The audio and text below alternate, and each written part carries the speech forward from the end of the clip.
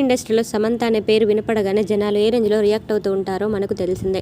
ఒకప్పుడు సమంత అని తెలియగానే తెగ లైక్లు, అప్రిషియేషన్లు కనిపించేవి. అయితే ఈ మధ్య కాలంలో కూసింత అవి తగ్గాయనే చెప్పాలి. మరీ ముఖ్యంగా నాగ చైతన్యకు విడాకులు ఇచ్చిన తర్వాత సమంతకు కొందరు జనాలు పిచ్చిగా ట్రోల్స్ చేస్తున్నారు. కానీ అవి ఏమాత్రం పట్టించుకుని సమంత లైఫ్లో అయితే ముందుకెళ్తుంది. అంతేకాదు సమంత అరుదైన వ్యాధికి కూడా గురైంది. ఆ క్రమంలోనే ఆమె వ్యాధికి ట్రీట్మెంట్ తీసుకోవడానికి పలు దేశాలు తిరిగి సపరేట్ డైట్ ఫాలో అవుతుంది. కాగా లేటెస్ట్గా ఉన్న సమాచారం ప్రకారం సమంత ఈ జబ్బు నుండి పూర్తిగా కోలుకుందనే చెప్పాలి. అయితే తాజాగా అభిమానులకు ఊహించని సర్ప్రైజ్ ఇచ్చింది సమంత. లేటెస్ట్గా ఆమె తన కొత్త జర్నీని ప్రారంభించినట్లు అఫీషియల్గా ప్రకటించింది. ఆమె నిర్మాణ రంగంలోకి అడుగు పెడుతుందని ప్రొడక్షన్ హౌస్ని కూడా ప్రారంభించింది. ట్రాలాలా మూవింగ్ పిక్చర్స్ పేరుతో ప్రొడక్షన్ హౌస్ని కూడా స్టార్ట్ చేసింది.